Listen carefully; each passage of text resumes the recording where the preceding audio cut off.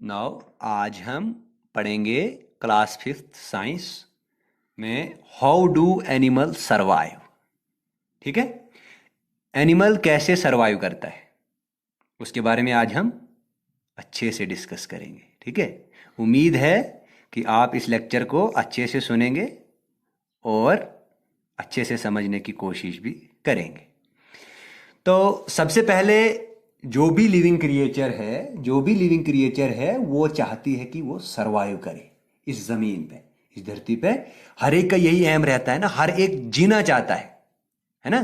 तो हर जो भी लिविंग क्रिएचर है वो इस अर्थ पे सरवाइव करना चाहती है।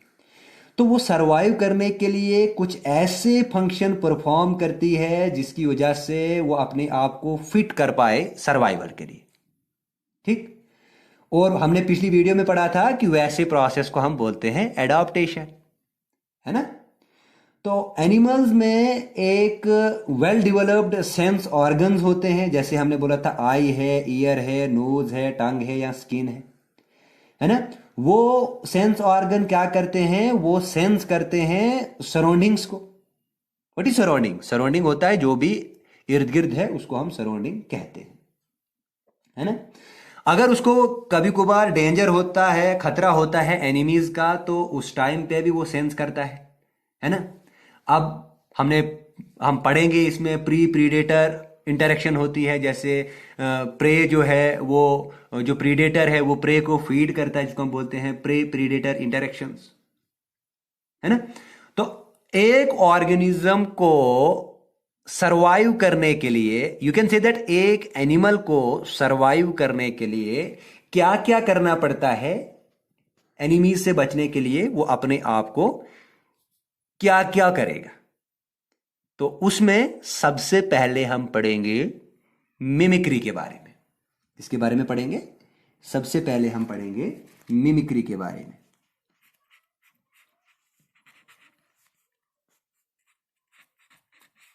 है ना। मिमिक्री क्या होता है? देखो, कोई किसी एक्टर की साउंड निकालता है या कोई किसी क्रिकेटर की साउंड निकालता है ना। जैसे कोई अमिताभ बच्चन की साउंड निकालता है। तो मिमिक्री को जानने के लिए दो चीजें आपने समझनी है। एक समझनी है मिमिक और दूसरा हो गया मॉडल। ठीक है, जो मिमिक होता है ये क्या करता है, डज कॉपी ऑफ मॉडल। और जो मॉडल है ये कोई प्रीडेटर हो सकता है ना। तो मिमिक जो है वो प्रीडेटर से बचने के लिए मिमिक्री करता है, और वो एक्टिविटी जो मिमिक करता है, जो एक्टिविटी मिमिक करता है उसको कहते हैं मिमिक्री। अब मिमिक्री क्यों करता है? क्योंकि उसको बचना होता है मॉडल से, है ना। अब ये मॉडल क्या हो सकता है? ये कोई प्रीडेटर हो सकता है या कोई एनिमी हो सकता है। ठीक है ना।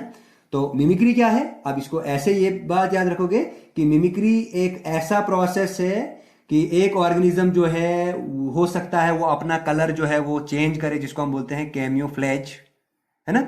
या वो उसी प्लांट की तरह या उसी एनिमल की तरह या उसी लीफ की तरह या उसी फ्लावर की तरह दिखने लगे, है ना। उसको हम बोलते हैं मिमिक्री। ठीक है, तो इसमें सिंपल में आप ये कह सकते हो कि जो प्रे है वो मिमिक्री फॉलो करता है।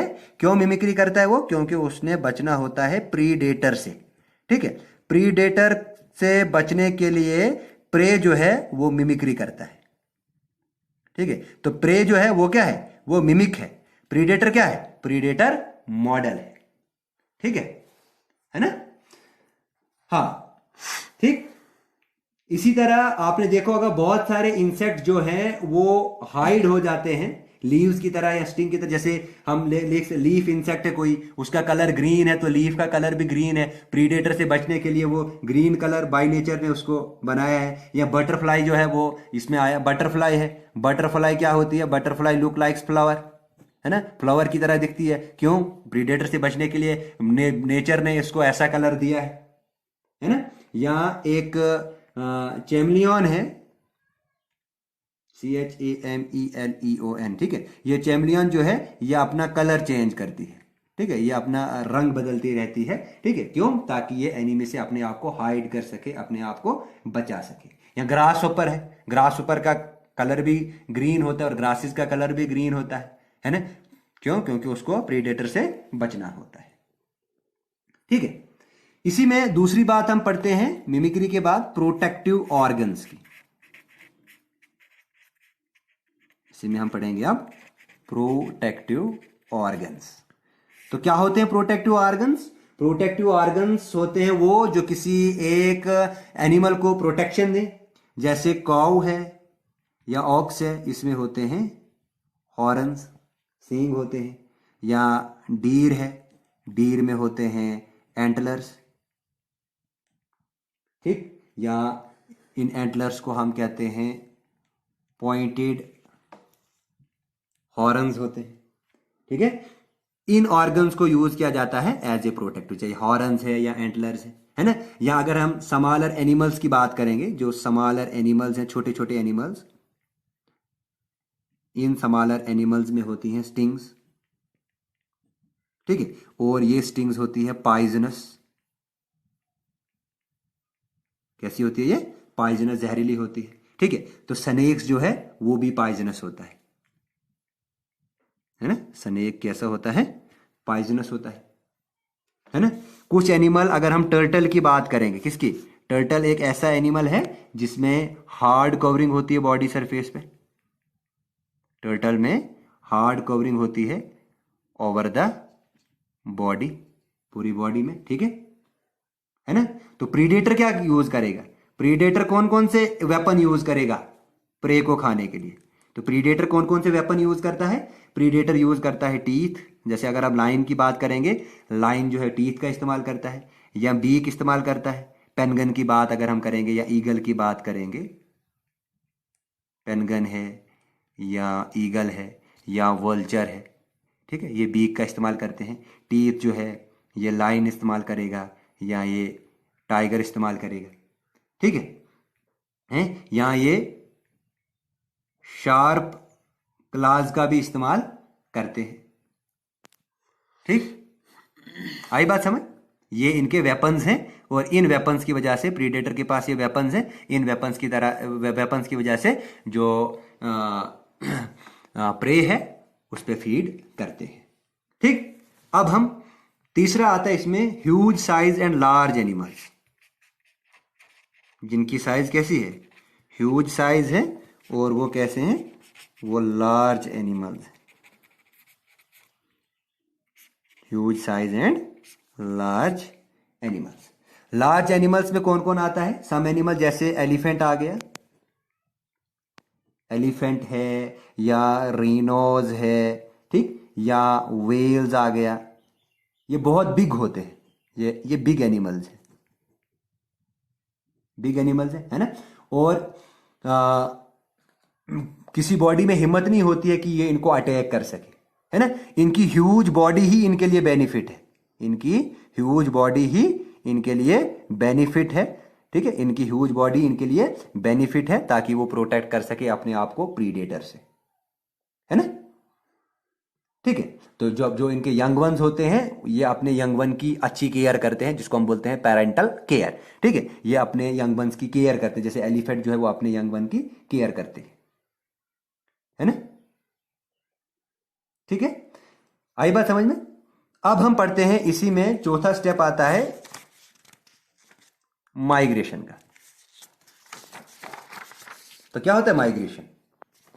अब हम पढ़ते हैं MIGRATION, this is known as migration. What is migration? Migration simple में याद रखना है अपने, mass movement of some animals, जैसे कि इंसेक्ट आ गए, बर्ड आ गए, या फिशेज आ गए, जब वो एक जगह से दूसरी जगह जाएंगे इन सर्च ऑफ फूड, या किसकी तलाश में माइग्रेशन करेंगे? वो फूड की तलाश में, या वो माइग्रेशन करेंगे शेल्टर की तलाश में, या वो माइग्रेशन किसके लिए करेंगे? फूड की तलाश में, शेल्टर की तलाश में, या वो करते हैं माइग्रेशन रिप्रोडक्शन की तलाश में। तो वो एक जगह से दूसरी जगह चले जाते हैं। ठीक है, तो इसमें एक बर्ड है, व्हाइट कलर का बर्ड होता है, जिसका नाम है आर्कटिक टर्न्स। ठीक है, ये आर्कटिक टर्न्स एक ऐसा बर्ड है, ये माइग्रेट करता है। ये कहां से कहां तक माइग्रेट करता है? ये माइग्रेट करता है, सॉरी, नॉर्थ पोल से लेकर, ये माइग्रेट करता है नॉर्थ पोल से लेकर north pole to south pole ये माइग्रेट करता है आर्कटिक टर्न। ठीक है, नॉर्थ पोल में कौन सा रीजन आता है, आपने एसएसटी में अच्छे से पढ़ा है, आर्कटिक रीजन, और साउथ पोल में कौन सा रीजन आता है, एंटार्क्टिक रीजन आता है। ठीक है, तो आर्कटिक टर्न्स ऐसा बर्ड है, ये माइग्रेशन करता है north pole to south pole. ठीक है, आई बात समझ। ये क्यों माइग्रेट करता है, क्यों, ये अपने आप को प्रोटेक्ट करना चाहता है, ये अपने आप को प्रोटेक्ट करना चाहता है। दूसरी बात हम करेंगे, एक और है बर्ड है जिसका नाम है साइबेरियन क्रेन। ये साइबेरियन क्रेन्स क्या करते हैं, ये साइबेरिया को छोड़ देते हैं, किसको, ये साइबेरिया को बाय बाय करते हैं। ठीक है, और इंडिया वाले इसको वेलकम करते हैं, है ना। ये साइबेरिया से हिंदुस्तान आता है, क्यों, क्योंकि ये एक्सट्रीम कोल्ड वेदर जो होता है साइबेरिया का, एक्सट्रीम कोल्ड वेदर से बचने के लिए ये साइबेरिया से इंडिया माइग्रेट करता है। कौन, साइबेरियन क्रेन। ठीक, उसके बाद जब विंटर खत्म हो जाता है, विंटर खत्म होने के बाद ये बैक फिर साइबेरिया चले जाता है। इसके अलावा बहुत सारे बर्ड्स हैं जो माइग्रेशन करते हैं। तो अगर आपने माइग्रेटरी बर्ड्स को देखना है तो आप विजिट करिए ये वाली नेशनल पार्क जिसका नाम है घना बर्ड सेंचुरी, घना बर्ड सेंचुरी। ठीक है, ये घना बर्ड सेंचुरी जो है भारतपुर, भारतपुर कहां पे है, राजस्थान में है।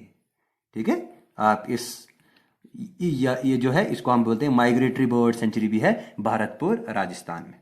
ठीक है, तो कश्मीर में भी बहुत सारे माइग्रेटरी बर्ड्स आते हैं जिसको हम बोलते हैं सलीम अली बर्ड सेंचुरी जो है वो सलीम अली नेशनल पार्क कश्मीर में है, तो वहां पे भी बहुत सारी माइग्रेटरी बर्ड स्पीशीज आती है ना।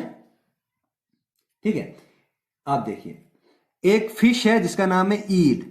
ये ईल जो है ये स्नेक लाइक फिश होती है। कैसी होती है ये, स्नेक लाइक फिश होती है ना। और ये क्या करती है, ये मूव करती है फ्रेश वाटर से। ये स्नेक लाइक फिश जो है ये फ्रेश वाटर से मूव करती है मैराइन वाटर में।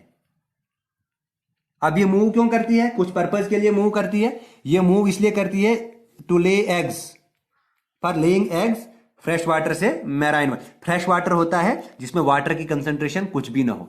मैराइन वाटर होता है एक ऐसा वाटर जिसको हम बोलते हैं साल्टी वाटर भी। Why they are known as salty water, इसको हम साल्टी वाटर क्यों कहेंगे, क्यों, क्योंकि इसमें साल्ट की कंसंट्रेशन बहुत ज्यादा होती है। ठीक है, यहां तक समझ आया ना। उसके बाद हम एक प्रोसेस पढ़ेंगे, आपने पहले भी शायद पढ़ा होगा, नहीं पढ़ा होगा तो यहां पे पढ़ेंगे अब हम। ठीक है, एक फिनोमिनन को डिस्कस करेंगे जिसका नाम है हाइबरनेशन।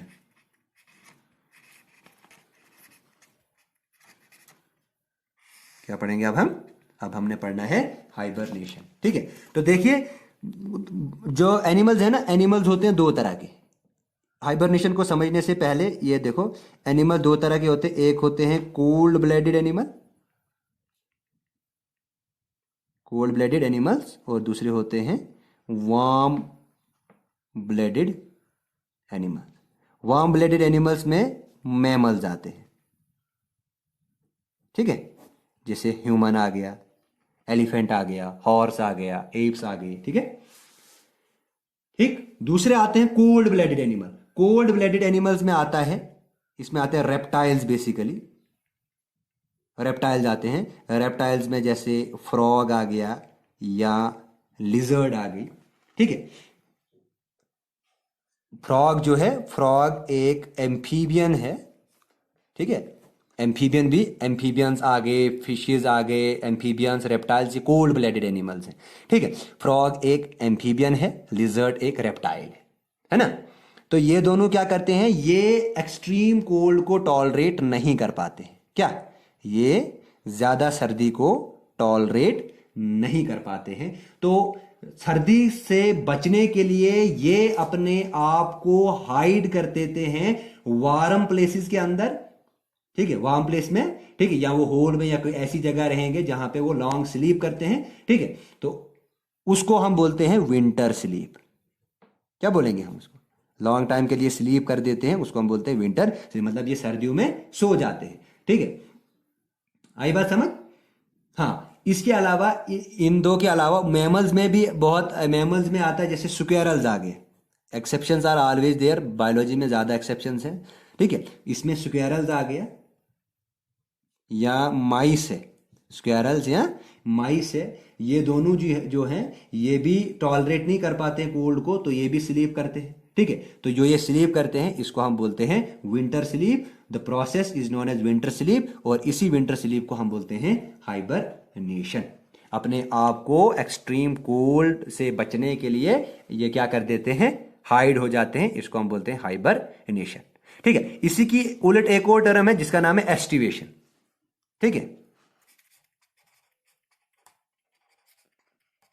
एस्टिवेशन को हम बोलते हैं समर स्लीप, ठीक है। तो आपके लिए क्वेश्चन है समर स्लीप में एग्जांपल कौन सी आएगी, है ना, जो गर्मी को ज्यादा बर्दाश्त नहीं कर पाएंगे तो वो क्या करेंगे, ठीक है। ये आपके लिए एग्जांपल है। अब थोड़ा सा ही बचा है, बने रहिए आप। अब हम आते हैं, दो कंसेप्ट पढ़ते हैं, एक पढ़ते हैं हम एक्सटिंक्ट और दूसरा पढ़ेंगे हम endangered. Extinct and endangered animals क्या होते हैं, ठीक है, इसको हम डिस्कस करेंगे। देखिए, एक्सटिंक्ट एनिमल्स होते हैं वो वाले एनिमल्स जो प्रेजेंट डेट कंडीशन में, प्रेजेंट डे में प्रेजेंट नहीं है, हमने उनके बारे में सुना है, ठीक है, वो हो गए एक्सटिंक्ट। मतलब जो आज की डेट में उनका एक भी मेंबर आइडेंटिफाई नहीं है, आज की डेट में एक भी नंबर उनका प्रेजेंट नहीं है, मतलब कि उनकी एक भी स्पीशीज यहां पे आज अवेलेबल नहीं है, इस अर्थ पे एक भी स्पीशीज उनकी फाउंड नहीं है, वैसे को हम बोलते हैं एक्सटिंक्ट। क्या बोलते हैं उनको हम बोलेंगे एक्सटिंक्ट। एक्सटिंक्ट होती है जो इस अर्थ पे ना ही है, पहले था, ठीक है, जिसको हम बोलते हैं एक्सटिंक्ट। का मतलब होता है who do not exist today. Simple में लिख सकते हैं इसको, डू नॉट एग्जिस्ट टुडे। जैसे एग्जांपल आ गया इसमें डायनोसोर्स, ठीक, डायनोसोर्स जो है इस अर्थ से आज से बहुत साल पहले जो है एक्सटिंक्ट हो गए थे, ठीक है, क्योंकि उनमें माल एक्सटिंक्शन हुआ था, बहुत बहुत बड़ा लॉस हुआ था, उस बहुत बड़े लॉस में सारे के सारे डायनासोर जो है वो खत्म हो गए थे, है ना।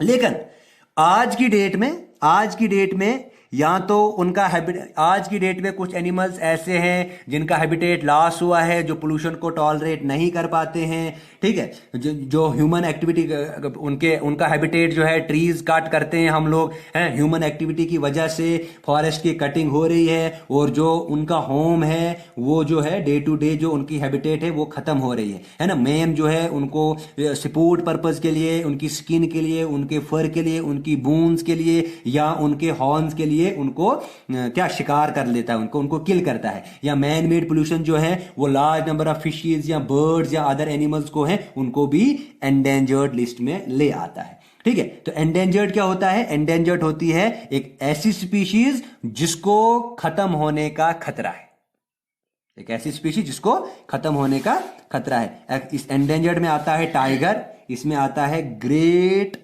इंडियन बास्टर्ड,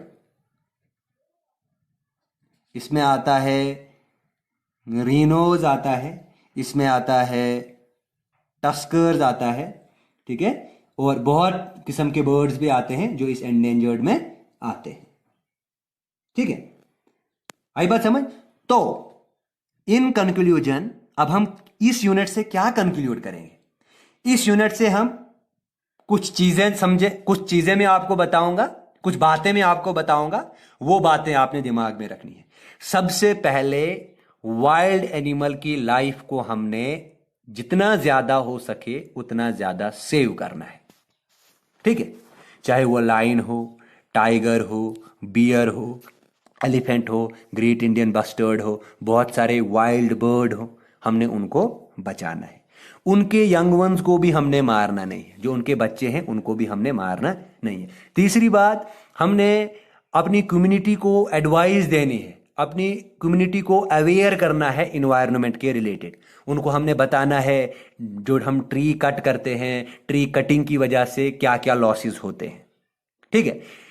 ट्रीज कटिंग की वजह से, फॉरेस्ट कटिंग की वजह से सिर्फ वाइल्ड एनिमल का लॉस नहीं है, वाइल्ड एनिमल के साथ साथ बहुत हद तक हमारा भी लॉस है ना। अगर हैबिटेट लॉस हो गया वाइल्ड एनिमल का, तो वाइल्ड एनिमल जो है वो तो फिर विलेजेस की तरफ आएंगे, और जो विलेजर्स हैं वो सफर करते हैं वाइल्ड एनिमल्स की वजह से। वो रीजन यही है कि हम उनके हैबिटेट को ही लॉस कर लेते हैं, उनकी जो रहने की जगह है जब हम वो ही खत्म कर देते हैं तो वो रहेंगे कहाँ, है ना। तो हमने क्या करना है, हमने एडवाइस देनी है, हमने अपने पेरेंट्स को, अपने एल्डर्स को अवेयर करना है कि एंडेंजर्ड स्पीशीज को बचने के लिए हमने भी स्टेप उठाना है। इसके अलावा प्लांट्स को प्रोटेक्ट, देखिए जहां पे जो फॉरेस्ट है सारा का सारा कोनिफेरस फॉरेस्ट है, और एक कोनिफेरस फॉरेस्ट को 100 साल से ज्यादा टाइम लगता है बनने में, ठीक है। 200 साल तो मिनिमम है एक फॉरेस्ट को डेवलप होने में, एक फॉरेस्ट को अच्छे से वजूद में आने के लिए 200 साल लगते हैं, ठीक है। तो 200 साल किसने देखे, है ना। तो अपने पेरेंट्स को एडवाइस करनी है कि ट्रीज जो है फॉरेस्ट को कट ना करें, ये हमारे लिए बेनिफिटेड है। जितना ज्यादा फॉरेस्ट होगा तो उतनी ज्यादा रेन आएगी, जितना ज्यादा फॉरेस्ट होगा उतना ज्यादा एनवायरनमेंट कूल रहेगा, उतनी ज्यादा ब्रीज आएगी, और हम जो है हेल्दी रहेंगे, हमारा रेस्पिरेटरी सिस्टम अच्छे से वर्क करेगा, ठीक है। तो ये एडवाइस आपने अपने एल्डर्स को देनी है, ठीक है। तो इस यूनिट को अच्छे से बेटा याद कर लेना, अच्छे से पढ़ लेना। दैट्स ऑल, आज के लिए इतना ही काफ़ी है, बाकी हम कल देखते हैं।